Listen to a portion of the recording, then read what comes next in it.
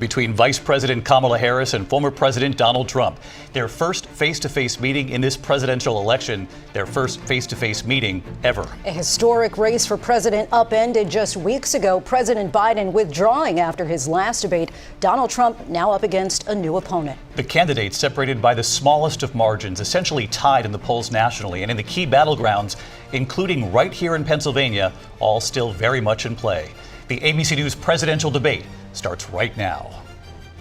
This is an ABC News special. The most consequential moment of this campaign. Kamala Harris. Together, we will chart a new way forward. Donald Trump. We will soon be a great nation again. Face to face. Historic. The ABC News presidential debate. Here now, David Muir and Lindsay Davis.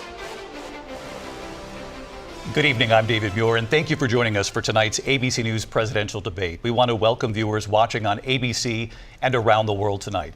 Vice President Kamala Harris and President Donald Trump are just moments away from taking the stage in this unprecedented race for president. And I'm Lindsay Davis. Tonight's meeting could be the most consequential event of their campaigns, with Election Day now less than 2 months away. For Vice President Kamala Harris, this is her first debate since President Biden withdrew from the race on July 21st. Of course, that decision followed his debate against President Donald Trump in June. Since then, this race has taken on an entirely new dynamic. And that brings us to the rules of tonight's debate. 90 minutes with 2 commercial breaks. No topics or questions have been shared with the campaigns. The candidates will have 2 minutes to answer questions, and this is the clock. That's what they'll be seeing. 2 minutes for rebuttals and 1 minute for follow-ups, clarifications, or responses. Their microphones will only be turned on when it's their turn to speak. No pre-written notes allowed. There is no audience here tonight in this hall at the National Constitution Center. This is an intimate setting for 2 candidates who have never met. President Trump won the coin toss. He chose to deliver the final closing statement of the evening. Vice President Harris selected the podium to the right. So let's now welcome the candidates to the stage. Vice President Kamala Harris and President Donald Trump.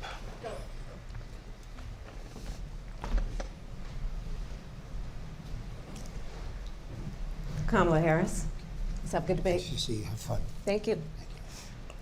Welcome to you both. It's wonderful to have you. It's an honor to have you both here tonight. Good evening. We are looking forward to a spirited and thoughtful debate. So let's get started. I want to begin tonight with the issue that voters repeatedly say is their number one issue, and that is the economy and the cost of living in this country.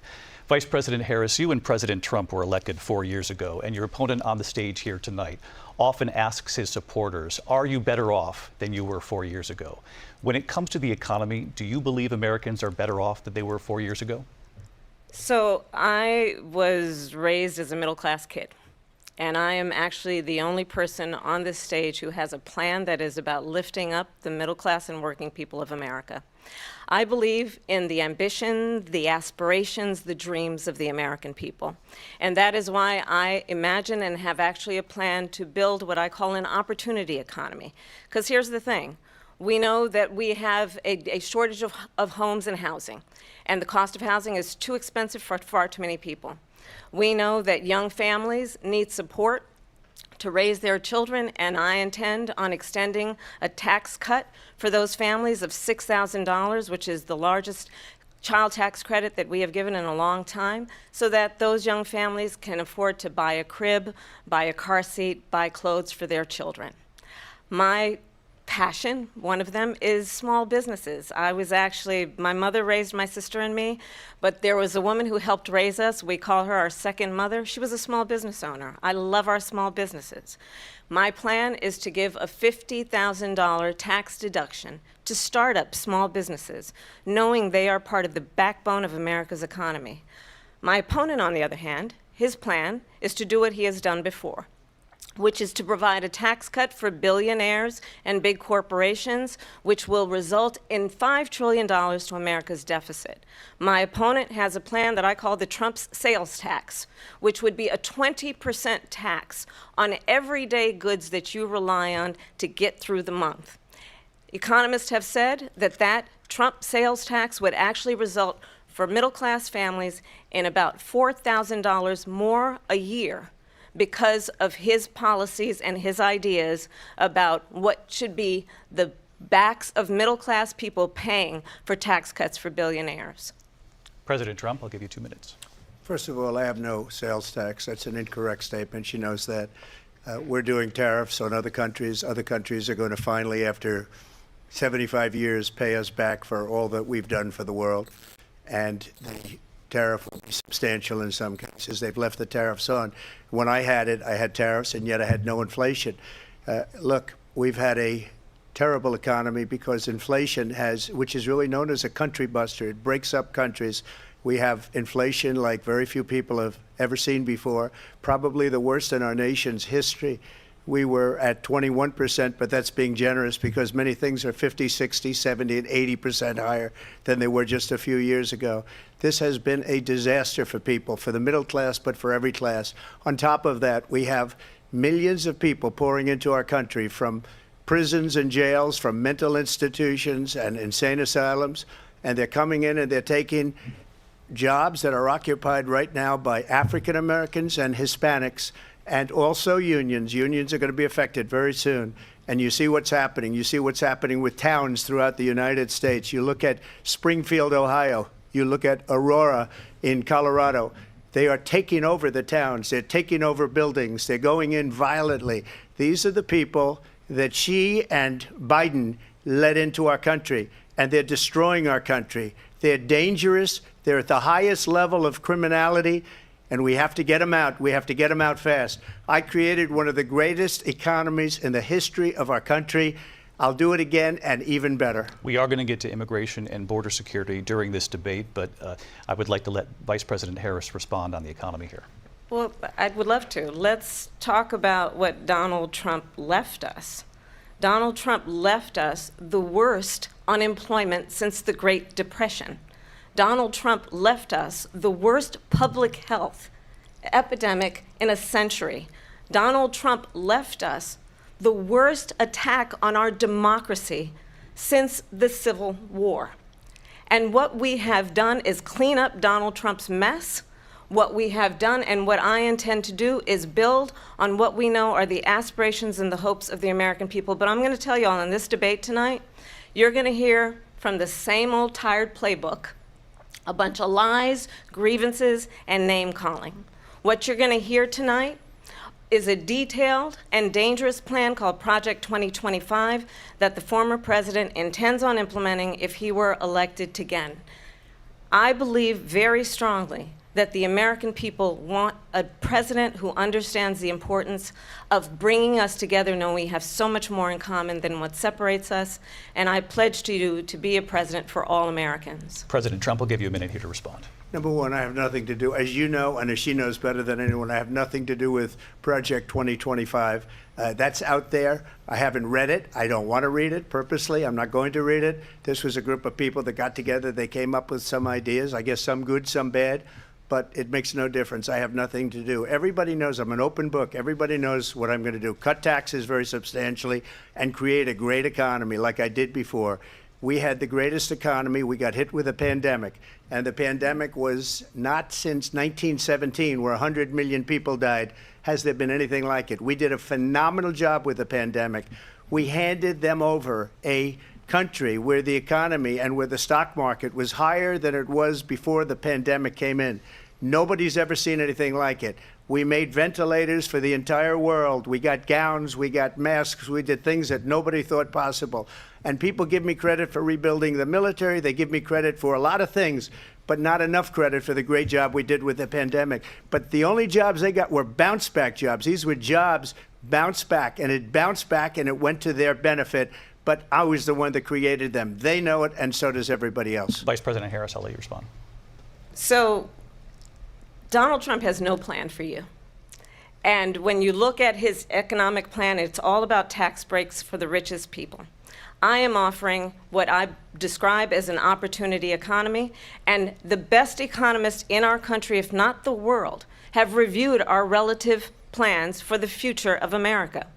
What Goldman Sachs has said is that Donald Trump's plan would make the economy worse, mine would strengthen the economy. What the Wharton School has said is Donald Trump's plan would actually explode the deficit. 16 Nobel laureates have described his economic plan as something that would increase inflation and by the middle of next year would invite a recession. You just have to look at where we are and where we stand on the issues. And I'd invite you to know that Donald Trump actually has no plan for you because he is more interested in defending himself than he is in looking out for you. That's just a soundbite. They gave her that to say. Look, I went to the Wharton School of Finance, and many of those professors, the top professors, think my plan is a brilliant plan. It's a great plan. It's a plan that's going to bring up our worth, our value as a country. It's going to make people want to be able to go and work and create jobs and create a lot of good, solid money for our country. And just to finish off, she doesn't have a plan. She copied Biden's plan, and it's like 4 sentences, like run, spot, run. 4 sentences that are just, oh, we'll try and lower taxes. She doesn't have a plan. Take a look at her plan. She doesn't have a plan. Mr. President, I do want to drill down on something you both brought up. The Vice President brought up your tariffs. You responded, and let's drill down on this because your plan is what she calls is essentially a national sales tax. Your proposal calls for tariffs, as you pointed out here, on foreign imports across the board. You recently said that you might double your plan, imposing tariffs up to 20% on goods coming into this country. As you know, many economists say that with tariffs at that level, costs are then passed on to the consumer. Vice President Harris has argued it'll mean higher prices on gas, food, clothing, medication, arguing it costs the typical family nearly $4,000 a year. Do you believe Americans can afford higher prices because of tariffs? They're not going to have higher prices. And, you know, if she doesn't like them, they should have gone out and they should have immediately cut the tariffs. But those tariffs are there 3.5 years now under their administration. We are going to take in billions of dollars, hundreds of billions of dollars. I had no inflation, virtually no inflation. They had the highest inflation perhaps in the history of our country because I've never seen a worse period of time. People can't go out and buy cereal or bacon or eggs or anything else. The people of our country are absolutely dying with what they've done. They've destroyed the economy. And all you have to do is look at a poll. The polls say 80 and 85 and even 90% that the Trump economy was great, that their economy was terrible. Vice President Harris, I do want to ask for your response, and you heard what the president said there, because the Biden administration did keep a number of the Trump tariffs in place. So how do you respond? Well, let's be clear that the Trump administration resulted in a trade deficit, one of the highest we've ever seen in the history of America. He invited trade war, which means focusing on the details of what that requires, focusing on relationships with our allies, focusing on investing in American-based technology so that we win the race on AI, on quantum computing, focusing on what we need to do to support America's workforce so that we don't end up having on the short end of the stick in terms of workers' rights. President Trump, I'll let you respond. First of all, they bought their chips from Taiwan. We hardly make chips anymore because of philosophies like they have and policies like they have. I don't say her because she has no policy. Everything that she believed 3 years ago and 4 years ago is out the window. She's going to my philosophy now. In fact, I was going to send her a MAGA hat. She's gone to my philosophy. But if she ever got elected, she'd change it. And it will be the end of our country. She's a Marxist. Everybody knows she's a Marxist. Her father's a Marxist professor in economics, and he taught her well. But when you look at what she's done to our country, and when you look at these millions and millions of people that are pouring into our country monthly, where it's, I believe, 21 million people, not the 15 that people say, and I think it's a lot higher than the 21. That's bigger than New York State pouring in. And just look at what they're doing to our country. They're criminals. Many of these people coming in are criminals. And that's bad for our economy, too. You know, you mentioned before, we'll talk about immigration later. Well, bad immigration is the worst thing that can happen to our economy. They have, and she has, destroyed our country with policy that's insane. Almost policy that you'd say they have to hate our country. President Trump, thank you. Lindsay? I want to turn to the issue of abortion. President Trump, you've often touted that you were able to kill Roe v. Wade. Last year, you said that you were proud to be the most pro-life president in American history. Then last month, you said that your administration would be great for women and their reproductive rights. In your home state of Florida, you surprised many with regard to your 6-week abortion ban because you initially had said that it was too short. And you said, quote, I'm going to be voting that we need more than 6 weeks. But then the very next day, you reversed course and said you would vote to support the 6-week ban. Vice President Harris says that women shouldn't trust you on the issue of abortion because you've changed your position so many times. Therefore, why should they trust you? Well, the reason I'm doing that vote is because the plan is, as you know, the vote is, they have abortion in the 9th month. They even have, and you can look at the governor of West Virginia, the previous governor of West Virginia, not the current governor, who's doing an excellent job, but the governor before, he said the baby will be born and we will decide what to do with the baby. In other words, we'll execute the baby. And that's why I did that, because that predominates, because they're radical. The Democrats are radical in that. And her vice presidential pick, which I think was a horrible pick, by the way, for our country, because he is really out of it.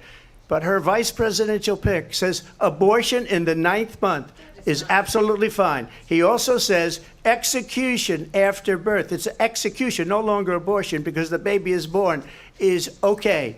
And that's not okay with me, hence the vote. But what I did is something for 52 years. They've been trying to get Roe v. Wade into the states. And through the genius and heart and strength of 6 Supreme Court justices, we were able to do that. Now, I believe in the exceptions for rape, incest, and life of the mother. I believe strongly in it. Ronald Reagan did also. 85% of Republicans do. Exceptions. Very important.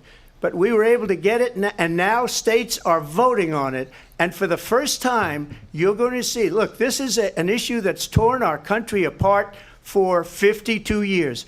Every legal scholar, every Democrat, every Republican, liberal, conservative, they all wanted this issue to be brought back to the states where the people could vote. And that's what happened. Now, Ohio, the vote was somewhat liberal. Kansas, the vote was somewhat liberal, much more liberal than people would have thought. But each individual state is voting. It's the vote of the people now. It's not tied up in the federal government. I did a great service in doing it. It took courage to do it. And the Supreme Court had great courage in doing it. And I give tremendous credit to those 6 justices. There is no state in this country where it is legal to kill a baby after it's born. Madam Vice President, I want to get your response to President Trump. Well, as I said, you're going to hear a bunch of lies, and that's not actually a surprising fact. Let's understand how we got here.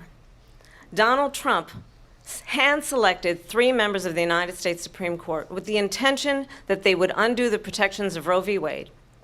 And they did exactly as he intended. And now in over 20 states, there are Trump abortion bans, which make it criminal for a doctor or nurse to provide health care. In one state, it provides prison for life. Trump abortion bans that make no exception even for rape and incest, which understand what that means.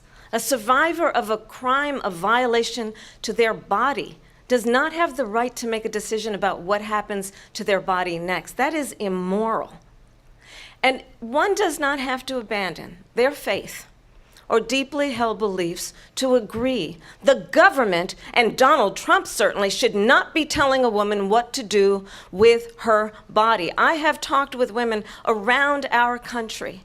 You want to talk about this is what people wanted? Pregnant women who want to carry a pregnancy to term, suffering from a miscarriage, being denied care in an emergency room because the healthcare providers are afraid they might go to jail, and she's bleeding out in a car in the parking lot. She didn't want that. Her husband didn't want that. A 12 or 13-year-old survivor of incest being forced to carry a pregnancy to term. They don't want that. And I pledge to you, when Congress passes a bill to put back in place the protections of Roe v. Wade, as President of the United States, I will proudly sign it into law. But understand, if Donald Trump were to be reelected, he will sign a national abortion ban. Understand, in his Project 2025, there would be a national abortion, a monitor that would be monitoring your pregnancies, your miscarriages. I think the American people believe that certain freedoms, in particular the freedom to make decisions about one's own body, should not be made by the government. Thank you, Vice President Harris. Well, there she goes again. It's a lie. I'm not signing a ban, and there's no reason to sign a ban because we've gotten what everybody wanted. Democrats, Republicans, and everybody else, and every legal scholar wanted it to be brought back into the states, and the states are voting. And it may take a little time, but for 52 years, this issue has torn our country apart, and they've wanted it back in the states. And I did something that nobody thought was possible. The states are now voting. What she says is an absolute lie. And as far as the abortion ban, no, I'm not in favor of abortion ban, but it doesn't matter because this issue has now been taken over by the states. Would you veto a national abortion ban if it came to Well, I your won't desk? have to because, again, two things. Number one, she said she'll go back to Congress. She'll never get the vote. It's impossible for her to get the vote, especially now with the 50-50, and essentially 50-50 in both Senate and the House. She's not going to get the vote. She can't get the vote. She won't even come close to it. So it's just talk. You know what it reminds me of? When they said they're going to get student loans terminated, and it ended up being a total catastrophe. The student loans, and then her, I think probably her boss, if you call him a boss, he spends all his time on the beach. But look, her boss went out and said, we'll do it again. We'll do it a different way. And he went out, got rejected again by the Supreme Court. So all these students got taunted with this whole thing about this whole idea, and how unfair that would have been. Part of the reason they lost to the millions and millions of people that had to pay off their student loans. They didn't get it for free, but they were saying it's the same way that they talked about that they talk about abortion. But if I could just get a yes or no, because your running mate, J.D. Vance, has said that you would veto it if it did come to your desk. Well, I didn't discuss it with J.D. In all fairness, J.D., and I don't mind if he has a certain view, but I think he was speaking for me, but I really didn't. Look, we don't have to discuss it because she'd never be able to get it, just like she couldn't get student loans. They couldn't get student loans. They didn't even come close to getting student loans. They taunted young people and a lot of other people that had loans. They can never get this approved. So it doesn't matter what she says about going to Congress. Well, wonderful. Let's go to Congress, do it. But the fact is that for years they wanted to get it out of Congress and out of the federal government, and we did something that everybody said couldn't be done. And now you have a vote of the people on abortion. Vice President Harris, I want to give you your time to respond, but I do want to ask, would you support any restrictions on a woman's right to an abortion? I absolutely support reinstating the protections of Roe v. Wade, and as you rightly mentioned, nowhere in America is a woman carrying a pregnancy to term and asking for an abortion. That is not happening. It's insulting to the women of America. And understand what has been happening under Donald Trump's abortion bans. Couples who pray and dream of having a family are being denied IVF treatments. What is happening in our country? Working people, working women, who are working 1 or 2 jobs, who can barely afford childcare as it is, have to travel to another state to get on a plane sitting next to strangers to go and get the health care she needs. Barely can afford to do it, and what you are putting her through is unconscionable.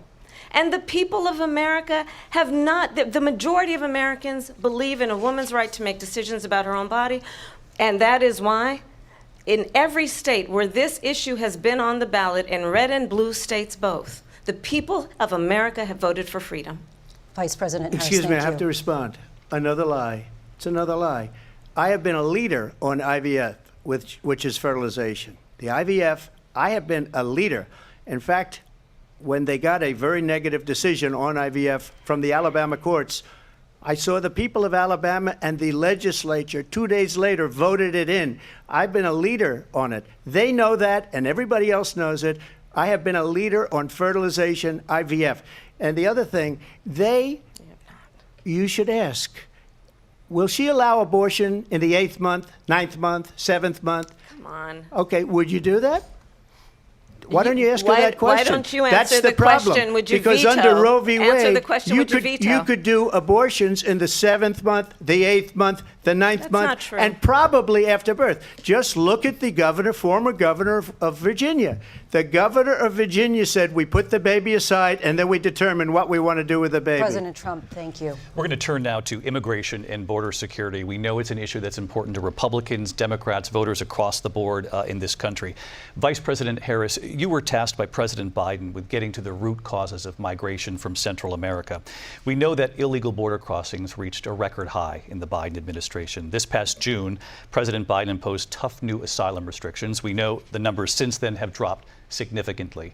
But my question to you tonight is, why did the administration wait until 6 months before the election to act? And would you have done anything differently from President Biden on this? So I'm the only person on this stage who has prosecuted transnational criminal organizations for the trafficking of guns, drugs, and human beings. And let me say that the United States Congress, including some of the most conservative members of the United States Senate, came up with a border security bill which I supported.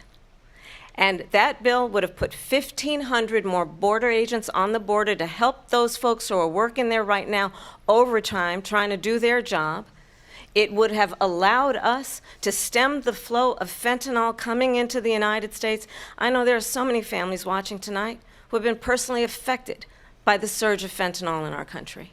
That bill would have put more resources to allow us to prosecute transnational criminal organizations for trafficking in guns, drugs, and human beings. But you know what happened to that bill? Donald Trump got on the phone, called up some folks in Congress, and said, kill the bill. And you know why? Because he'd prefer to run on a problem instead of fixing a problem. And understand, this comes at a time where the people of our country actually need a leader who engages in solutions, who actually addresses the problems at hand. But what we have in the former president is someone who would prefer to run on a problem instead of fixing a problem. And I'll tell you something, he's going to talk about immigration a lot tonight, even when it's not the subject that is being raised. And I'm going to actually do something really unusual, and I'm going to invite you to attend one of Donald Trump's rallies, because it's a really interesting thing to watch. You will see during the course of his rallies, he talks about fictional characters like Hannibal Lecter. He will talk about windmills cause cancer. And what you will also notice is that people start leaving his rallies early out of exhaustion and boredom. And I will tell you, the one thing you will not hear him talk about is you. You will not hear him talk about your needs, your dreams, and your desires. And I'll tell you, I believe you deserve a president who actually puts you first, and I pledge to you that I will. Vice President Harris, thank you. President Trump, on that point, I want to get your response. Well, I would like to respond. Let me just ask, though, why did you try to kill that bill, and successfully so, that would have put thousands of additional agents and officers on the border? First, let me respond as to the Please. rallies. She said people start leaving. People don't go to her rallies. There's no reason to go.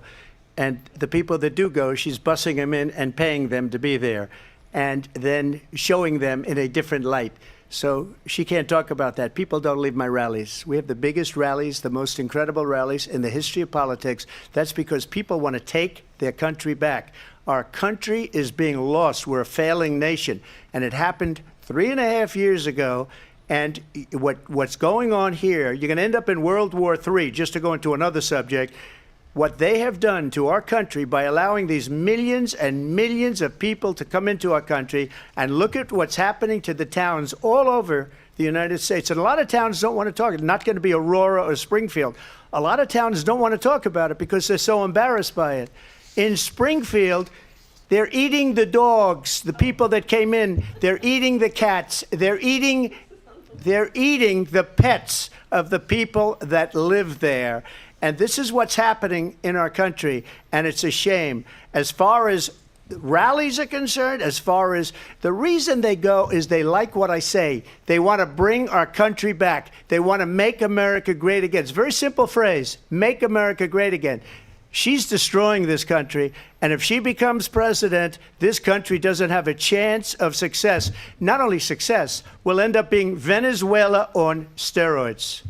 I just want to clarify here. You bring up Springfield, Ohio, and ABC News did reach out to the city manager there. He told us there have been no credible reports of specific claims of pets being harmed, injured, or abused by individuals within the immigrant community. Well, I've seen people on television. Let me just say here, this is the people on television say my dog was taken and used for food. So maybe he said that, and maybe that's a good thing to say for a city manager. I'm not taking this from but television. But the people I'm on taking it from television the city saying their manager. dog was eaten by the people that went there. Again, the Springfield city manager says there's no evidence of that. Vice We'll President find Harris, out. I'll let you respond to the rest of what you've heard. You talk about extreme. This is, I think, one of the reasons why in this election I actually have the endorsement of 200 Republicans who have formally worked with President Bush, Mitt Romney, and John McCain, including the endorsement of former Vice President Dick Cheney and Congress member Liz Cheney. And if you want to really know the inside track on who the former president is, if he didn't make it clear already, just ask people who have worked with him. His former chief of staff, a 4-star general, has said he has contempt for the Constitution of the United States. His former national security advisor has said he is dangerous and unfit. His former Secretary of Defense has said the nation, the republic, would never survive another Trump term. And when we listen to this kind of rhetoric, when the issues that affect the American people are not being addressed, I think the choice is clear in this election. President Trump, I'll give you a quick minute to respond here. Thank you, because when I hear that, see, I'm a different kind of a person. I fired most of those people. Not so graciously. They did bad things or a bad job. I fired them. They never fired one person. They didn't fire anybody having to do with Afghanistan and the Taliban and the 13 people who's were just killed, viciously and violently killed. And I got to know the parents and the family. They didn't fire. They should have fired all those generals, all those top people, because that was one of the most incompetently handled situations anybody has ever seen. So when somebody does a bad job, I fire him. And you take a guy like Esper. He was no good. I fired him. So he writes a book. Another one writes a book. Because with me, they can write books. With nobody else can they. But they have done such a poor job, and they never fire anybody. Look at the economy. Look at the inflation. They didn't fire any of their economists. They have the same people. That's a good way not to have books written about you. But just to finish, I got more votes than any Republican in history by far. In fact, I got more votes than any sitting president in history by far. Let me continue on immigration. It was what you wanted to talk about earlier, so let's get back to your deportation proposal that the vice president has reacted to as well. President Trump, you call this the largest domestic deportation operation in the history of our country. You say you would use the National Guard. You say if things get out of control, you'd have no problem using the U.S. military. Police, yes. You also said you would use local police. How would you deport 11 million undocumented immigrants? I know you believe that number is much higher.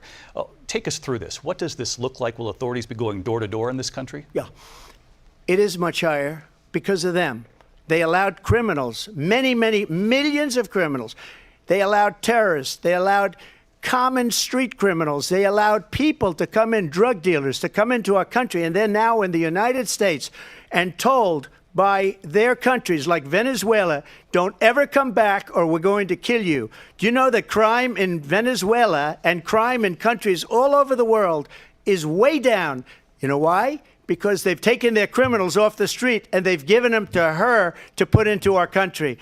And this will be one of the greatest mistakes in history for them to allow. And I think they probably did it because they think they're going to get votes, but it's not worth it because they're destroying the fabric of our country by what they've done. There's never been anything done like this at all. They've destroyed the fabric of our country. Millions of people let in. And all over the world, crime is down. All over the world except here. Crime here is up and through the roof. Despite their fraudulent statements that they made, crime in this country is through the roof. And we have a new form of crime. It's called migrant crime. And it's happening at levels that nobody thought possible. President Trump, as you know, the FBI says overall violent crime is actually coming down in this country. But Vice Excuse President me, Harris, the FBI they were defrauding statements. They didn't include the worst cities. They didn't include the cities with the worst crime. It was a fraud, just like their number of 818,000 jobs that they said they created turned out to be a fraud. President Trump, thank you. I'll let you respond, Vice President Harris. Well, I think this is so rich,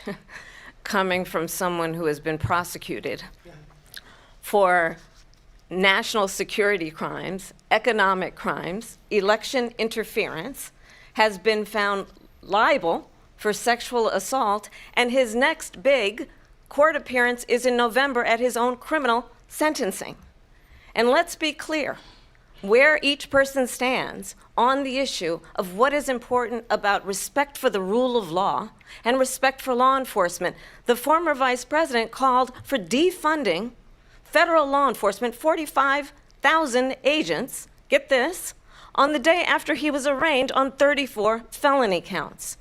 So let's talk about what is important in this race. It is important that we move forward, that we turn the page on this same old tired rhetoric and address the needs of the American people, address what we need to do about the housing shortage, which I have a plan for, address what we must do to support our small businesses, address bringing down the price of groceries. But frankly, the American people are exhausted with this same old tired playbook. Vice President Harris, thank you. Excuse me. Every one of those cases was started by them against their political opponent. And I'm winning most of them, and I will win the rest on appeal. And you saw that with the decision that came down just recently from the Supreme Court. I'm winning most of them. But those are cases, it's called weaponization. Never happened in this country. They weaponized the Justice Department. Every one of those cases was involved with the DOJ, from Atlanta and Fani Willis to the Attorney General of New York and the DA in New York. Every one of those cases. And then they say, oh, he's a criminal. They're the ones that made them go after me. By the way, Joe Biden was found essentially guilty on the documents case. And what happened in my documents case? They said, oh, that's the toughest of them all. A complete and total victory. 2 months ago, it was thrown out. It's weaponization, and they used it, and it's never happened in this country. They used it to try and win an election. They're fake cases. President Trump, thank you. A really quick response here, Vice President Harris, on this notion of weaponization of the Justice Department. Well, let's talk about extreme and understand the context in which this election in 2024 is taking place. The United States Supreme Court recently ruled that the former president would essentially be immune from any misconduct if he were to enter the White House again. Understand, this is someone who has openly said he would terminate, I'm quoting, terminate the Constitution of the United States, that he would weaponize the Department of Justice against his political enemies. Someone who has openly expressed disdain for members of our military. Understand what it would mean if Donald Trump were back in the White House with no guardrails, because certainly we know now the court won't stop him. We know J.D. Vance is not going to stop him. It's up to the American people Vice President to stop Harris, him. thank you. Lindsay? Vice President Harris, in your last run for president. This is the one that weaponized, not me. She weaponized. I probably took a bullet to the head because of the things that they say about me. They talk about democracy. I'm a threat to democracy. They're the threat to democracy with a fake Russia investigation we do have a lot that went nowhere. We have a lot to get to. Lindsay? Vice President Harris, in your last run for president, you said you wanted to ban fracking. Now you don't. You wanted mandatory government buyback programs for assault weapons. Now your campaign says you don't. You supported decriminalizing border crossings. Now you're taking a harder line. I know you say that your values have not changed. So then why have so many of your policy positions changed? So my values have not changed, and I'm going to discuss every one of at least every point that you've made. But in particular, let's talk about fracking, because we're here in Pennsylvania. I made that very clear in 2020. I will not ban fracking. I have not banned fracking as Vice President of the United States. And in fact, I was the tie-breaking vote on the Inflation Reduction Act, which opened new leases for fracking. My position is that we have got to invest in diverse sources of energy so we reduce our reliance on foreign oil. We have had the largest increase in domestic oil production in history because of an approach that recognizes that we cannot over-rely on foreign oil. As it relates to my values, let me tell you, I grew up a middle-class kid raised by a hardworking mother who worked and saved and was able to buy our first home when I was a teenager. The values I bring to the importance of home ownership, knowing not everybody got handed $400 million on a silver platter and then filed bankruptcy 6 times, is a value that I bring to my work to say we are going to work with the private sector and home builders to increase 3 million homes, increase by 3 million homes by the end of my first term. My work that is related to having a friend when I was in high school who was sexually assaulted by her stepfather. And my focus then on protecting women and children from violent crime is based on a value that is deeply grounded in the importance of standing up for those who are most vulnerable. My work that is about protecting Social Security and Medicare is based on long-standing work that I have done, protecting seniors from scams. My values have not changed. And what is important is that there is a president who actually brings values and a perspective that is about lifting people up and not beating people down and name-calling. The true measure of the leader is the leader who actually understands the strength is not in beating people down, it's in lifting people up. I intend to be that president.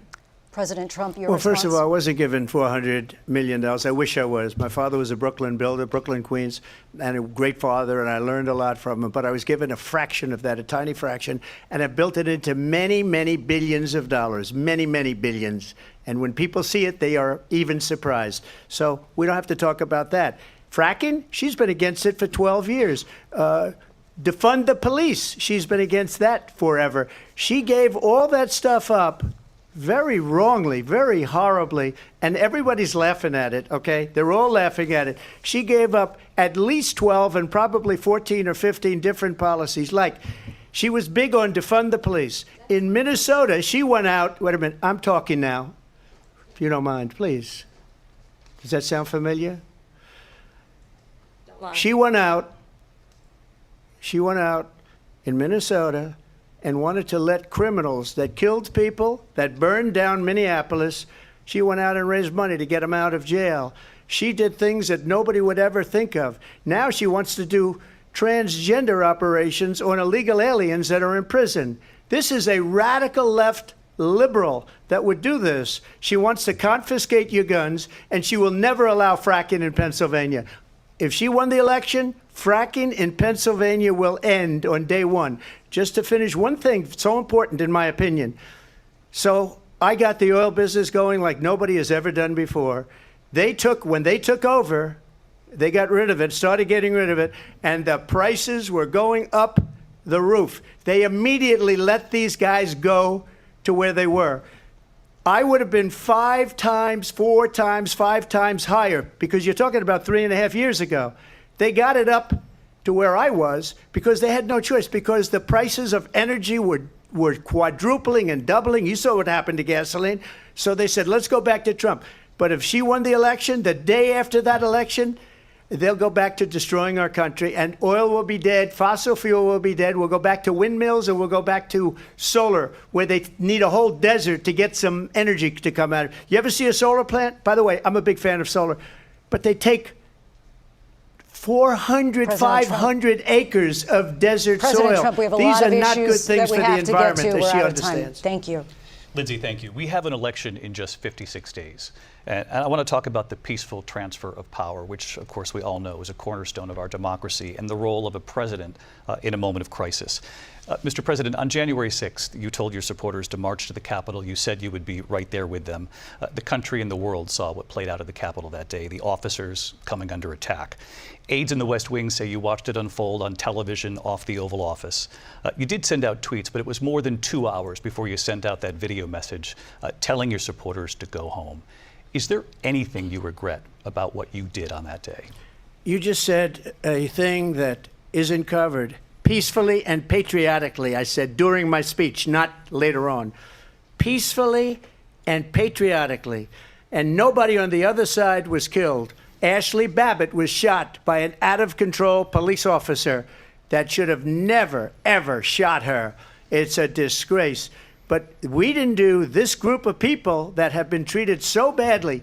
I ask, what about all the people that are pouring into our country and killing people that she allowed to pour in? She was the border czar, remember that. She was the border czar. She doesn't want to be called the border czar because she's embarrassed by the border. In fact, she said at the beginning, oh, I'm surprised you're not talking about the border yet. That's because she knows what a bad job they've done.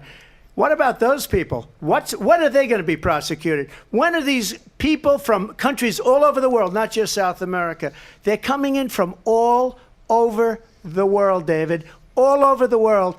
And crime rates are down all over the world because of it. But let me just when ask are those, David, when are those people going to be prosecuted? When are the people that burned down Minneapolis going to be prosecuted? Or in Seattle? They went into Seattle. They took over a big percentage of the city of Seattle. When are those people going to be prosecuted? But let me just ask You might ask her that question. You were the president. You were watching it unfold on television. It's a very simple question as we move forward toward another election. Is there anything you regret about what you did on that day? Yes or no? I had nothing to do with that other than they asked me to make a speech. I showed up for a speech. I said, I think it's going to be big. I went to Nancy Pelosi and the mayor of Washington, D.C., and the mayor put it back in writing, as you know. I said, you know, this is going to be a very big rally or whatever you want to call it. And again, it wasn't done by me. It was done by others.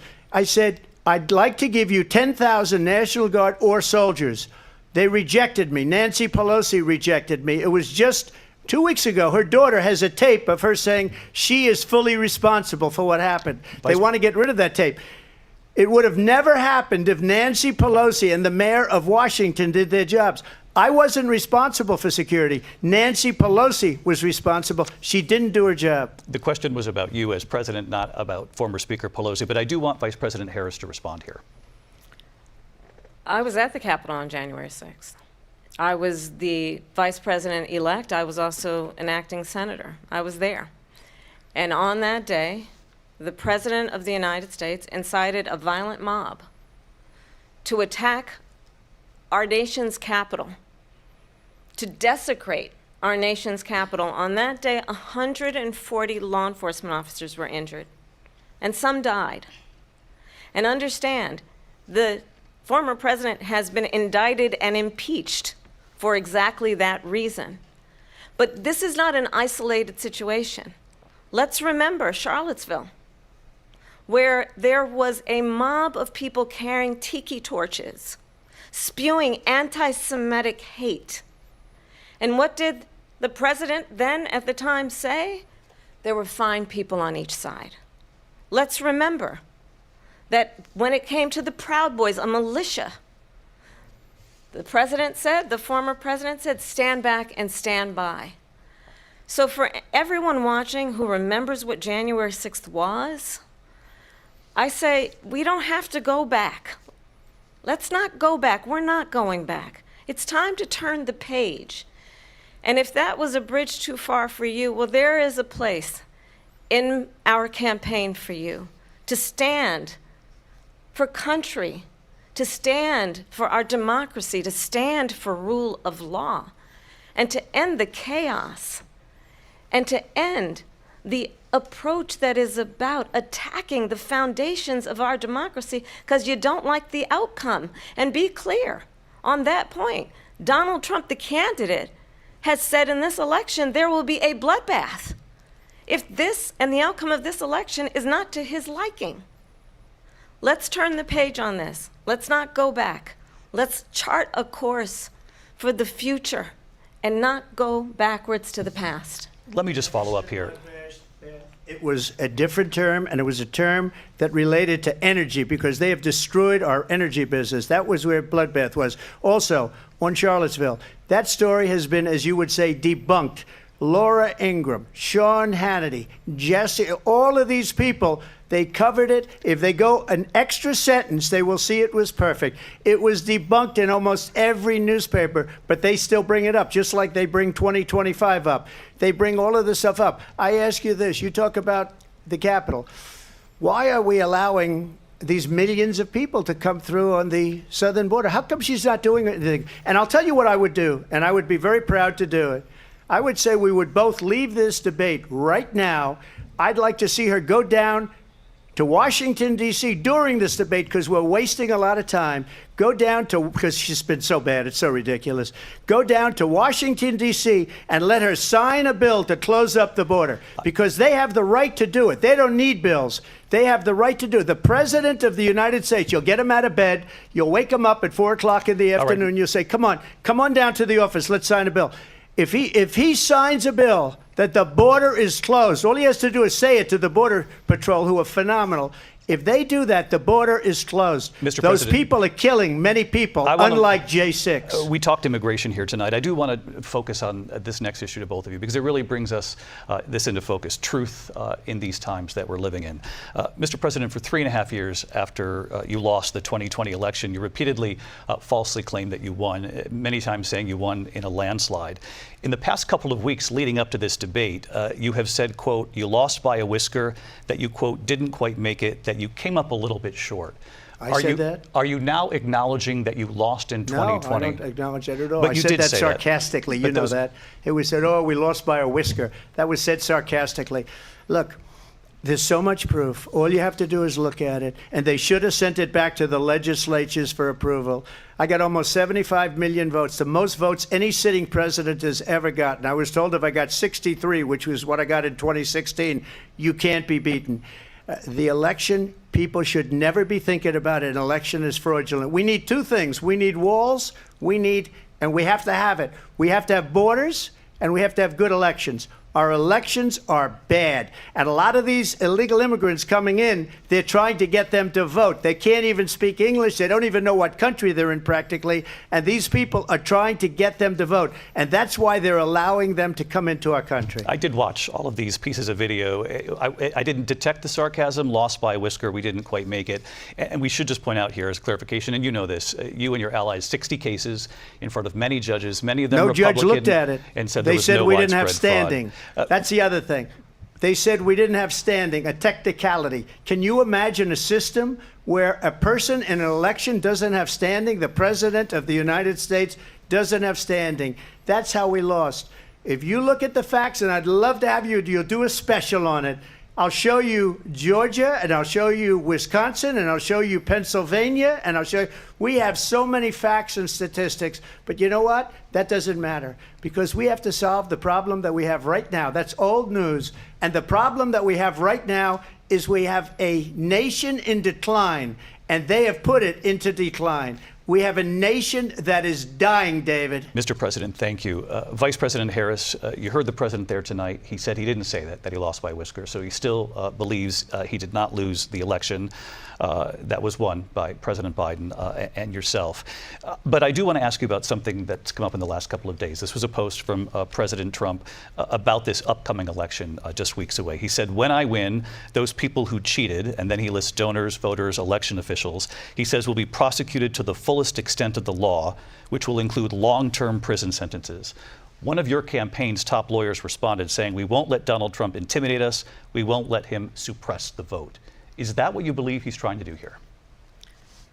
Donald Trump was fired by 81 million people. So let's be clear about that. And clearly he is having a very difficult time processing that. But we cannot afford to have a president of the United States who attempts, as he did in the past, to upend the will of the voters in a free and fair election. And I'm going to tell you that I have traveled the world as Vice President of the United States, and world leaders are laughing at Donald Trump. I have talked with military leaders, some of whom worked with you, and they say you're a disgrace. And when you then talk in this way in a presidential debate and deny what over and over again are court cases you have lost because you did in fact lose that election, it leads one to believe that perhaps we do not have in the candidate to my right the temperament or the ability to not be confused about fact. That's deeply troubling, and the American people deserve better. I'll give you 1 minute to respond, Mr. President. Let me just tell you about world leaders. Viktor Orban, one of the most respected men, they call him a strong man. He's a tough person, smart, Prime Minister of Hungary. They said, why is the whole world blowing up? 3 years ago it wasn't. Why is it blowing up? He said, because you need Trump back as president. They were afraid of him. He said Russia was afraid of him. I ended the Nord Stream 2 pipeline, and Biden put it back on day one, but he ended the XL pipeline. The XL pipeline in our country, he ended that. But he let the Russians build a pipeline going all over Europe and heading into Germany, the biggest pipeline in the world. Look, Viktor Orban said it. He said the most respected, most feared person is Donald Trump. We had no problems when Trump was president, but when this weak, pathetic man that you saw at a debate just a few months ago, that if he weren't in that debate, he'd be running instead of her. She got no votes. He got 14 million votes. What you did, you talk about a threat to democracy. He got 14 million votes, and they threw him out of office. And you know what? I'll give you a little secret. He hates her. He can't stand her. But he got 14 million votes. They threw him out. She got 0 votes. And when she ran, she was the first one to leave because she failed. And now she's running. I don't understand it, but I'm okay with it because your time is I think we're going to do very well. We've got a lot more to get to. Turning now to the Israel-Hamas war and the hostages who are still being held, Americans among them. Vice President Harris, in December, you said, quote, Israel has a right to defend itself, but you added, quote, it matters how, saying international humanitarian law must be respected. Israel must do more to protect innocent civilians. You said that 9 months ago. Now an estimated 40,000 Palestinians are dead. Nearly 100 hostages remain. Just last week, Prime Minister Benjamin Netanyahu said there's not a deal in the making. President Biden has not been able to break through the stalemate. How would you do it? Well, let's understand how we got here. On October 7, Hamas, a terrorist organization, slaughtered 1,200 Israelis. Many of them young people who were simply attending a concert. Women were horribly raped. And so absolutely, I said then, I say now, Israel has a right to defend itself. We would. And how it does so matters. Because it is also true, far too many innocent Palestinians have been killed. Children, mothers. What we know is that this war must end. It must end immediately, and the way it will end is we need a ceasefire deal and we need the hostages out. And so we will continue to work around the clock on that. Work around the clock, also understanding that we must chart a course for a two-state solution. And in that solution, there must be security for the Israeli people and Israel, and in equal measure for the Palestinians. But the one thing I will assure you always, I will always give Israel the ability to defend itself, in particular as it relates to Iran and any threat that Iran and its proxies pose to Israel. But we must have a two-state solution where we can rebuild Gaza, where the Palestinians have security, self-determination, and the dignity they so rightly deserve. President Trump, how would you negotiate with Netanyahu and also Hamas in order to get the hostages out and prevent the killing of more innocent civilians in Gaza? If I were president, it would have never started. If I were president, Russia would have never, ever, I know Putin very well, he would have never, and there was no threat of it either, by the way, for 4 years, have gone into Ukraine and killed millions of people when you add it up, far worse than people understand what's going on over there. But when she mentions about Israel, all of a sudden, she hates Israel. She wouldn't even meet with Netanyahu when he went to Congress to make a very important speech. She refused to be there because she was at a sorority party of hers. She wanted to go to the sorority party. She hates Israel. If she's president, I believe that Israel will not exist within 2 years from now. And I've been pretty good at predictions, and I hope I'm wrong about that one. She hates Israel. At the same time, in her own way, she hates the Arab population, because the whole place is going to get blown up. Arabs, Jewish people, Israel will be gone. It would have never happened. Iran was broke under Donald Trump. Now Iran has $300 billion because they took off all the sanctions that I had. Iran had no money for Hamas or Hezbollah or any of the 28 different spheres of terror. And they are spheres of terror, horrible terror. They had no money. It was a big story, and you know it. You covered it very well, actually. They had no money for terror. They were broke. Now they're a rich nation, and now what they're doing is they're spreading that money around. Look at what's happening with the Houthis and Yemen. Look at what's going on in the Middle East. This would have never happened. I will get that settled and fast, and I'll get the war with Ukraine and Russia ended. If I'm president-elect, I'll get it done before even becoming president. Vice President Harris, he says you hate Israel. That's absolutely not true. I have my entire career and life supported Israel and the Israeli people. He knows that. He's trying to, again, divide and distract from the reality, which is it is very well known that Donald Trump is weak and wrong on national security and foreign policy. It is well known that he admires dictators, wants to be a dictator on day one, according to himself.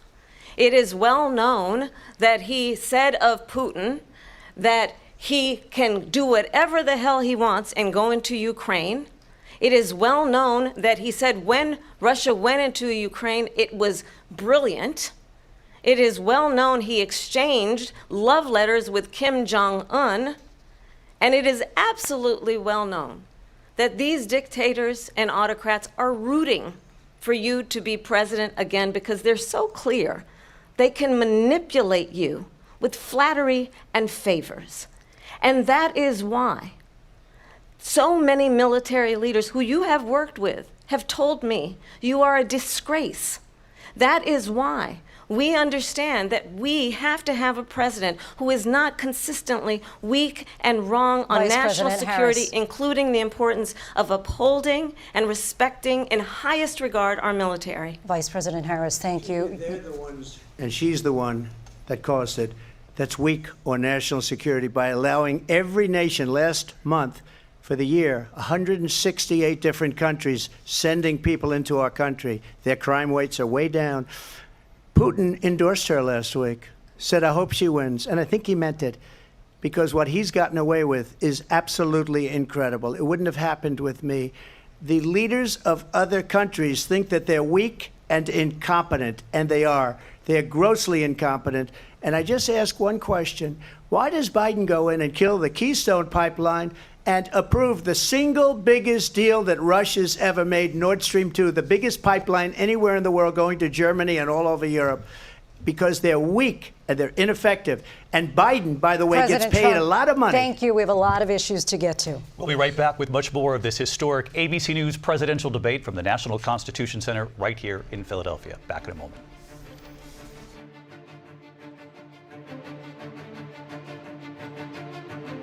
The ABC News presidential debate will continue after this. Live from the National Constitution Center in Philadelphia, Pennsylvania. Here again, David Muir and Lindsay Davis.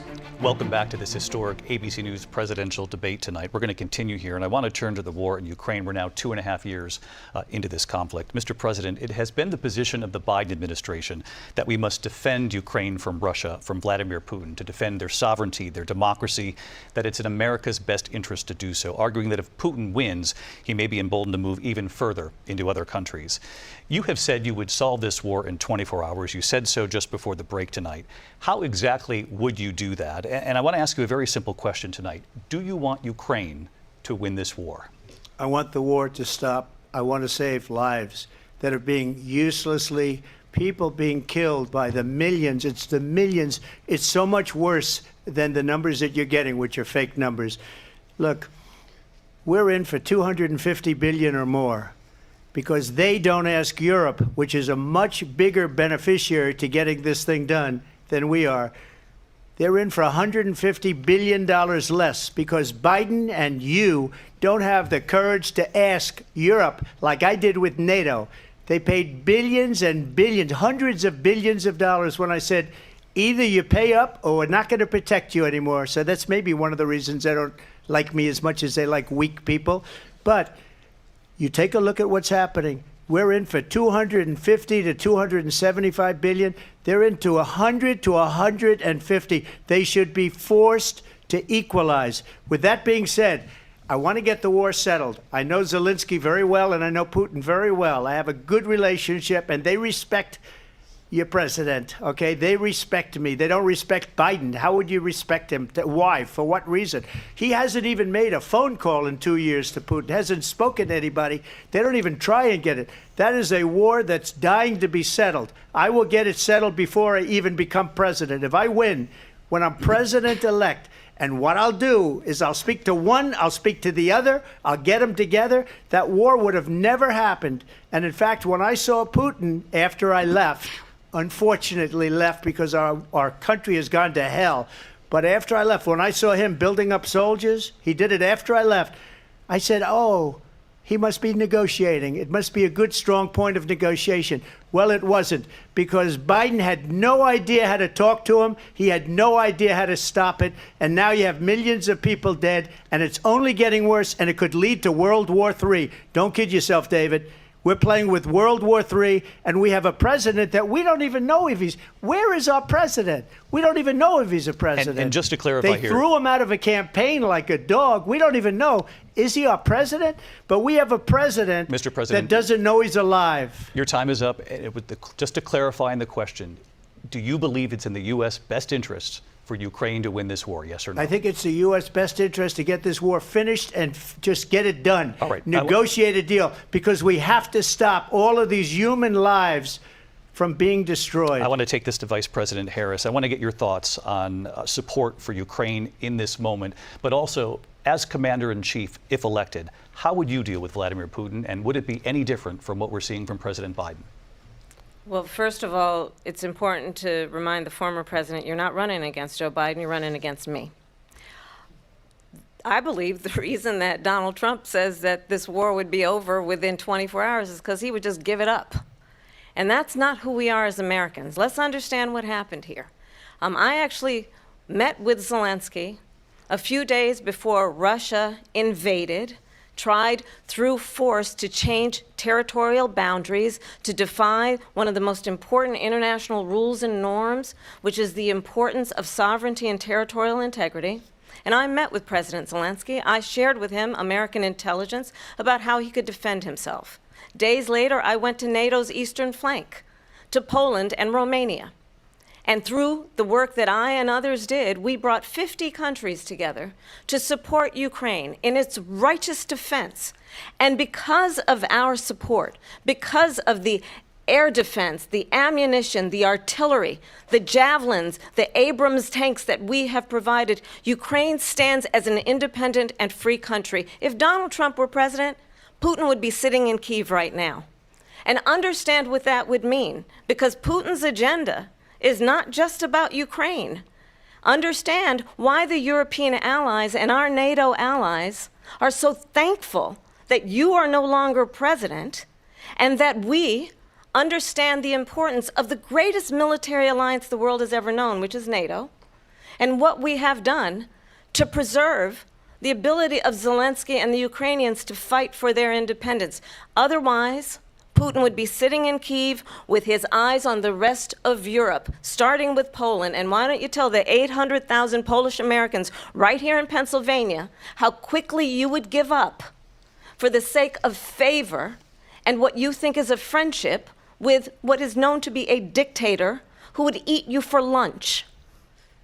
Vice President Harris, thank you. We've heard from both of you on Ukraine tonight. Afghanistan came up in the last hour. I wanted her to respond to something you said earlier, and please, I'll give you a minute here. Putin would be sitting in Moscow, and he wouldn't have lost 300,000 men and women, but he would have been sitting in Moscow. Quiet, please. He would have been sitting in Moscow much happier than he is right now. But eventually, you know, he's got a thing that other people don't have. He's got nuclear weapons. They don't ever talk about that. He's got nuclear weapons. Nobody ever thinks about that. And eventually, maybe he'll use them, and maybe he hasn't been that threatening, but he does have that. something we don't even like to talk about. Nobody likes to talk about it. But just so you understand, they sent her to negotiate peace before this war started. 3 days later, he went in and he started the war because everything they said was weak and stupid. They said the wrong things. That war should have never started. She was the emissary. They sent her in to negotiate with Zelensky and Putin, and she did. And the war started 3 days later. And that's the kind of talent we have with her. She's worse than Biden. In my opinion, I think he's the worst president in the history of our country. She goes down as the worst vice president in the history of our country. But let me tell you something. She is a horrible negotiator. They sent her in to negotiate. As soon as they left, Putin did the invasion. President Trump, thank you. You did bring up something. You said she went to negotiate with Vladimir Putin. Vice President Harris, have you ever met Vladimir Putin? Can you clarify tonight? Yet again, I said it at the beginning of this debate, you're going to hear a bunch of lies coming from this fellow. And that is another one. When I went to meet with President Zelensky, I've now met with him over 5 times. The reality is it has been about standing as America always should, as a leader upholding international rules and norms, as a leader who shows strength, understanding that the alliances we have around the world are dependent on our ability to look out for our friends and not favor our enemies because you adore strongmen instead of caring about democracy. And that is very much what is at stake here. The President of the United States is commander-in-chief. And the American people have a right to rely on a president who understands the significance of America's role and responsibility in terms of ensuring that there is stability and ensuring we stand up for our principles and not sell them for the benefit of personal flattery. We've talked about Ukraine and Vladimir Putin. I do want to talk about Afghanistan. It came up in the first hour of this debate. I want to move on to Afghanistan. Stoltenberg said Trump did the most amazing thing I've ever seen. He got these countries, the 28 countries at the time, to pay up. He said, I've never seen. He's the head of NATO. He said, I've never seen. For years, we were paying almost all of NATO. We were being ripped off by European nations, both on trade and on NATO. I got them to pay up by saying one of the statements you made before, if you don't pay, we're not going to protect you. President Otherwise, Trump. we would have never gotten it. He said it was one of the most incredible jobs that he's ever seen done. Thank you. I want to turn to Afghanistan. It came up in the first hour of the debate, and we witnessed a poignant moment today on Capitol Hill, honoring the soldiers who died in the chaotic withdrawal from Afghanistan. I do want to ask the Vice President, do you believe you bear any responsibility in the way that withdrawal played out? Well, I will tell you, I agreed with President Biden's decision to pull out of Afghanistan. 4 presidents said they would, and Joe Biden did. And as a result, America's taxpayers are not paying the $300 million a day we were paying for that endless war. And as of today, there is not one member of the United States military who is in active duty in a combat zone in any war zone around the world, the first time this century. But let's understand how we got to where we are. Donald Trump, when he was president, negotiated one of the weakest deals you can imagine. He calls himself a deal maker. Even his national security advisor said it was a weak, terrible deal. And here's how it went down. He bypassed the Afghan government. He negotiated directly with a terrorist organization called the Taliban. The negotiation involved the Taliban getting 5,000 Taliban terrorists released. And get this, and the president at the time invited the Taliban to Camp David, a place of storied significance for us as Americans, a place where we honor the importance of American diplomacy, where we invite and receive respected world leaders. And this former president, as president, invited them to Camp David because he does not again appreciate the role and responsibility of the President of the United States to be commander-in-chief with a level of respect. And this gets back to the point of how he has consistently disparaged and demeaned members of our military, fallen soldiers, and the work that we must do to uphold the strength and the respect of the United States of America around the world. Vice President Harris, thank you. President Trump, your response to her saying that you began the negotiations thank with the you. Taliban. So if you take a look at that period of time, the Taliban was killing our soldiers, a lot of them, with snipers. And I got involved with the Taliban because the Taliban was doing the killing. That's the fighting force within Afghanistan. They don't bother doing that because, you know, they deal with the wrong people all the time. But I got involved. And Abdul is the head of the Taliban. He is still the head of the Taliban. And I told Abdul, don't do it anymore. You do it anymore, you're going to have problems.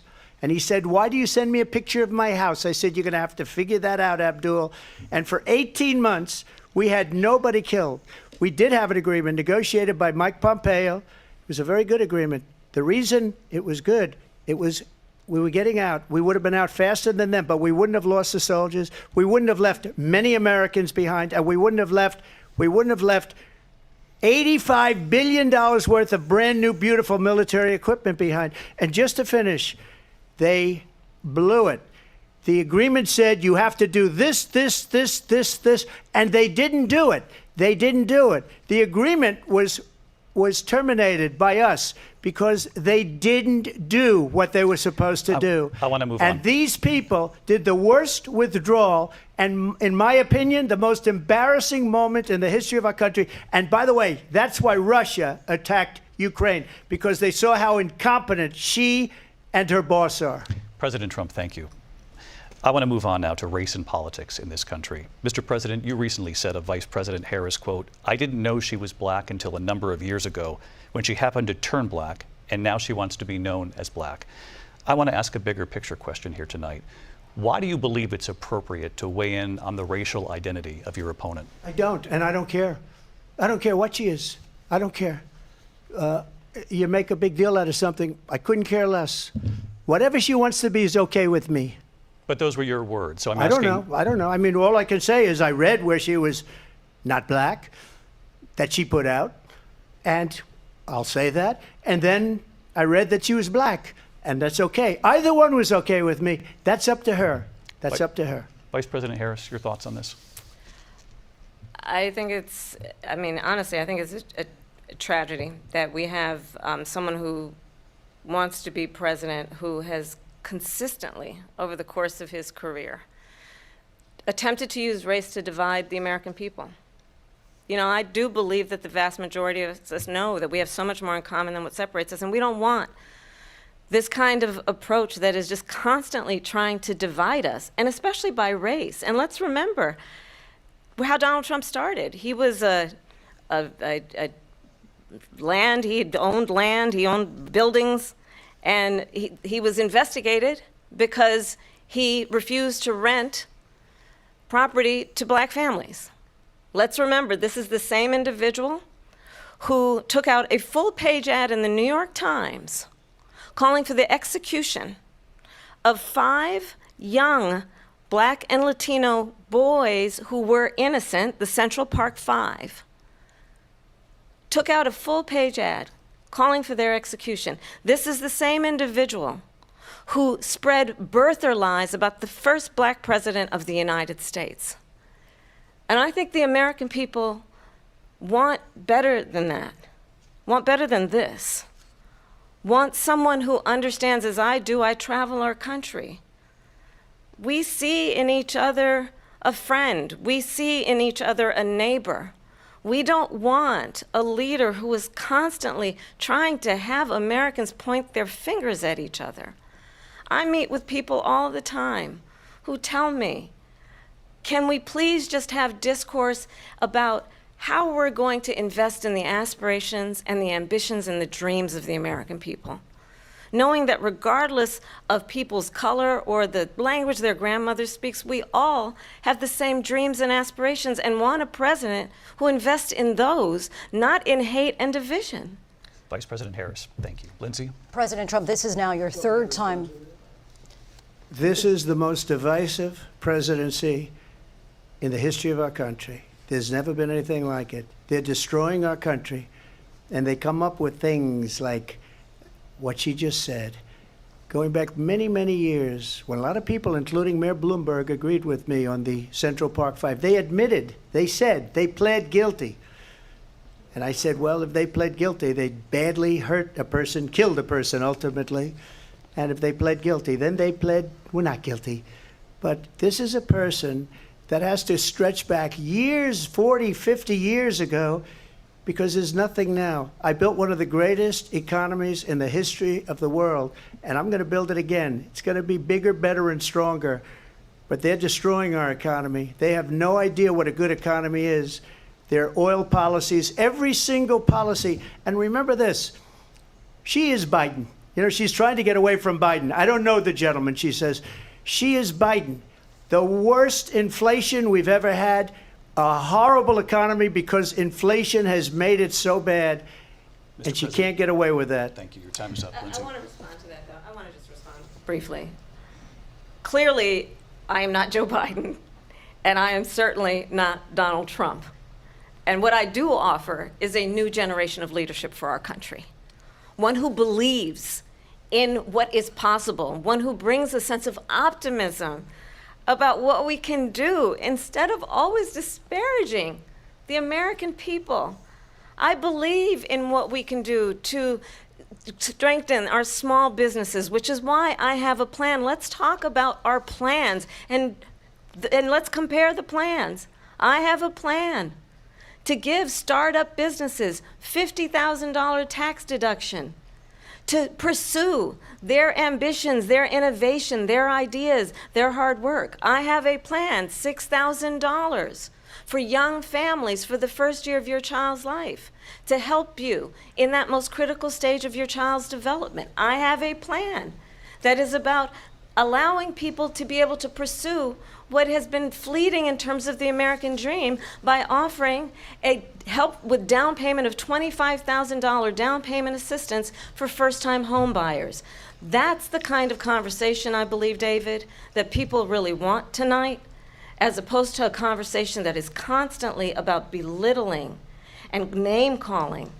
Let's turn the page Vice President and move Harris, forward. thank you. Let's turn to policy. President Let's Trump, turn back we to have policy. to move on. President Trump. Let's turn to policy, She please. has a plan to defund the police. She has a plan to confiscate everybody's gun. President Trump, she we has do a have to plan move on to not other allow issues. fracking in Pennsylvania or anywhere else. Okay. Thank you, That's Mr. what her President. plan is until just recently. I just need Lindsay, to go ahead. respond President because Trump, no, the President former Trump, president has said no, I'm something sorry. twice that I need to respond to. I'm sorry. I We're just going need to to move on, respond Vice one President time Harris. to what he has President said Trump, this multiple is times. now your Yes. third time running for president. You have long vowed to repeal and replace the Affordable Care Act, also known as Obamacare. You have failed to accomplish that. You now say you're going to keep Obamacare, quote, unless we can do something much better. Correct. Last month, you said, quote, we're working on it. So tonight, 9 years after you first started running, do you have a plan, and can you tell us what it is? Obamacare was lousy health care, always was. It's not very good today. And what I said, that if we come up with something, and we are working on things, we're going to do it and we're going to replace it. But remember this, I inherited Obamacare because Democrats wouldn't change it. They wouldn't vote for it. They were unanimous. They wouldn't vote to change it. If they would have done that, we would have had a much better plan than Obamacare. But the Democrats came up. They wouldn't vote for it. I had a choice to make when I was president. Do I save it and make it as good as it can be, never going to be great, or do I let it rot? And I felt I had an obligation, even though politically it would have been good to just let it rot and let it go away. I decided, and I told my people, the top people, and they're very good people. I have a lot of good people in that administration. We read about the bad ones. We had some real bad ones, too, and so do they. They have really bad ones. The difference is they don't get rid of them. But let me just explain. I had a choice to make. Do I save it and make it as good as it can be, or do I let it rot? And I saved it. I did the right thing. But it's still never going to be great, and it's too expensive for people. And what we will do is we're looking at different plans. If we can come up with a plan that's going to cost our people, our population, less money and be better health care than Obamacare, then I would absolutely do it. But until then, I'd run it as good as it can be run. So just a yes or no, you still do not have a plan? I have concepts of a plan. I'm not president right now. But if we come up with something. I would only change it if we come up with something that's better and less expensive. And there are concepts and options we have to do that. And you'll be hearing about it in the not too distant future. Vice President Harris, in 2017, you supported Bernie Sanders' proposal to do away with private insurance and create a government-run healthcare system.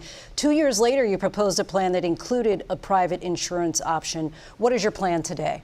Well, first of all, I absolutely support, and over the last 4 years as vice president, private healthcare options. But what we need to do is maintain and grow the Affordable Care Act. But I'll get to that, Lindsay. I just need to respond to a previous point that the former president has made. I've made very clear my position on fracking. And then this business about taking everyone's guns away. Tim Walz and I are both gun owners. We're not taking anybody's guns away. So stop with the continuous lying about this stuff. As it relates to the Affordable Care Act, understand, just look at the history to know where people stand. When Donald Trump was president, 60 times he tried to get rid of the Affordable Care Act. 60 times. I was a senator at the time when I will never forget the early morning hours when it was up for a vote in the United States Senate.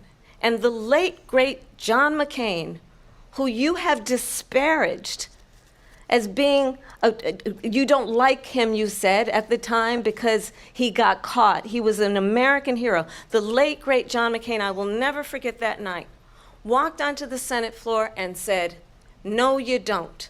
No, you don't. No, you don't get rid of the Affordable Care Act. You have no plan. And what the Affordable Care Act has done is eliminate the ability of insurance companies to deny people with pre-existing conditions. I don't have to tell the people watching tonight, you remember what that was like? Remember when an insurance company could deny if a child had asthma, if someone was a breast cancer survivor, if a grandparent had diabetes? And thankfully, as I've been vice president, and we over the last 4 years have strengthened the Affordable Care Act, we have allowed for the first time Medicare to negotiate drug prices on behalf of you, the American people. Donald Trump said he was going to allow Medicare to negotiate drug prices. He never did. We did. And now we have capped the cost of insulin at $35 a month. Since I've been vice president, we have capped the cost of prescription medication for seniors at $2,000 a year. And when I am president, we will do that for all people, understanding that the value I bring to this is that access to health care should be a right and not just a privilege of those who can afford it. And the plan has to be to strengthen the Affordable Care Act, not get rid of it. Vice President Harris, in terms of where Donald Trump stands on that. I want to move to an issue that's important for a lot of... You made a mistake. Number one, John McCain fought Obamacare for 10 years. But it wasn't only him. It were all of the Democrats that kept it going. And you know what? We can do much better than Obamacare, much less money. But she won't improve private insurance for people, private medical insurance. That's another thing she doesn't want to get. People are paying privately for insurance that have worked hard and made money, and they want to have private. She wants everybody to be on government insurance where you wait 6 months for an operation that you need immediately. President Trump, thank you. We have another issue that we'd like to get to that's important for a number of Americans, in particular younger voters, and that's climate change. President Trump, with regard to the environment, you say that we have to have clean air and clean water. Vice President Harris, you call climate change an existential threat. The question to you both tonight is, what would you do to fight climate change? And Vice President Harris, we'll start with you. 1 minute for you each. Well, the former president had said the climate change is a hoax. And what we know is that it is very real. You ask anyone who lives in a state who has experienced these extreme weather occurrences, who now is either being denied home insurance or it's being jacked up. You ask anybody who has been the victim of what that means in terms of losing their home, having nowhere to go. We know that we can actually deal with this issue. The young people of America care deeply about this issue. And I am proud that as vice president over the last 4 years, we have invested $1 trillion in a clean energy economy, while we have also increased domestic gas production to historic levels. We have created over 800,000 new manufacturing jobs while I have been vice president. We have invested in clean energy to the point that we are opening up factories around the world. Donald Trump said he was going to create manufacturing jobs. He lost manufacturing jobs. And I'm also proud to have the endorsement of the United Auto Workers and Sean Fain, who also know that part of building a clean energy economy includes investing in American-made products, American automobiles. It includes growing what we can do around American manufacturing and opening up auto plants, not closing them like happened under Donald Trump. Vice President Harris, thank you. That didn't happen under Donald Trump. Let me just tell you, they lost 10,000 manufacturing jobs this last month. They're all leaving. We'll put tariffs on those cars so they can't come into our country because they will kill the United Auto Workers and any auto worker, whether it's in Detroit or South Carolina or any other place. What they've done to business and manufacturing in this country is horrible. We have nothing because they refuse. He's afraid to do it. Between him and his son, they get all this money from Ukraine. They get all this money from all of these different countries. And then you wonder, why is he so loyal to this one, that one, Ukraine, China? Why is he? Why did he get $3.5 million from the mayor of Moscow's wife? Why did she pay him $3.5 million? This is a crooked administration, and they're selling our country down the tubes. President Trump, thank you. Thank you. We'll be right back with closing statements from both of our candidates. An historic night, this ABC News presidential debate from Philadelphia. Back in a moment.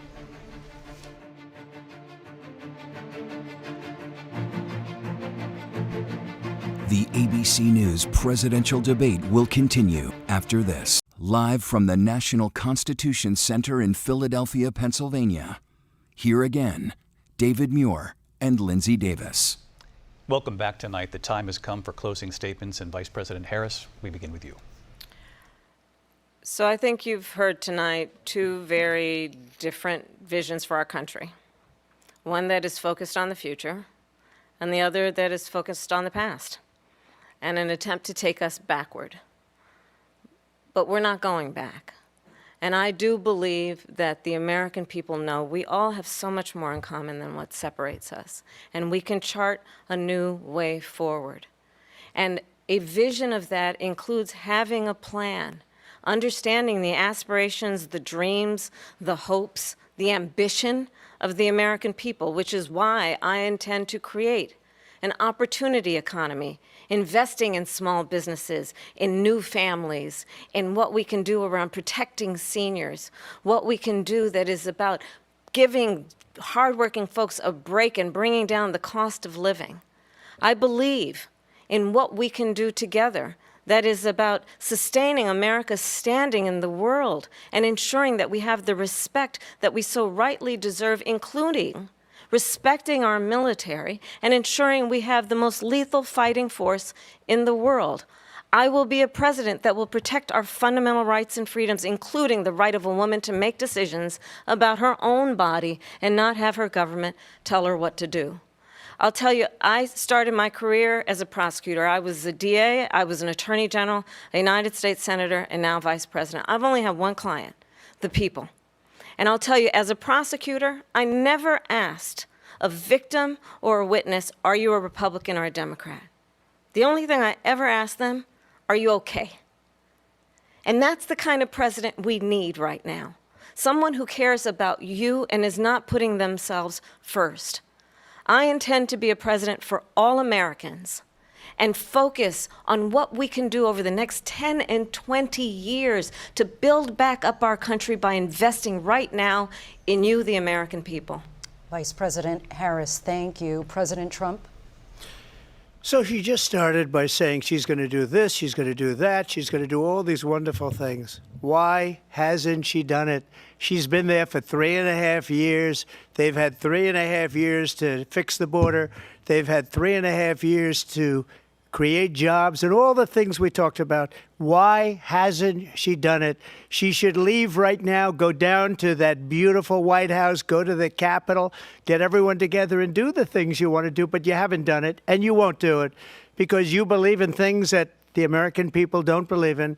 You believe in things like we're not going to frack. We're not going to take fossil fuel. We're not going to do things that are going to make this country strong, whether you like it or not. Germany tried that, and within 1 year, they were back to building normal energy plants. We're not ready for it. We can't sacrifice our country for the sake of bad vision. But I just ask one simple question. Why didn't she do it? We're a failing nation. We're a nation that's in serious decline. We're being laughed at all over the world. All over the world, they're laughed. I know the leaders very well. They're coming to see me. They call me. We're laughed at all over the world. They don't understand what happened to us as a nation. We're not a leader. We don't have any idea what's going on. We have wars going on in the Middle East. We have wars going on with Russia and Ukraine. We're going to end up in a third world war, and it'll be a war like no other because of nuclear weapons, the power of weaponry. I rebuilt our entire military. She gave a lot of it away to the Taliban. She gave it to Afghanistan.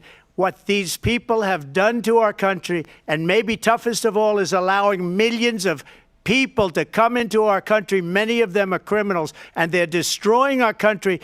The worst president, the worst vice president in the history of our country. President Trump, thank you. And that is our ABC News presidential debate from here in Philadelphia at the National Constitution Center.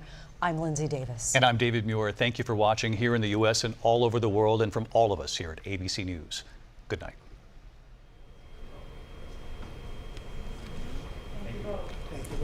Thank you.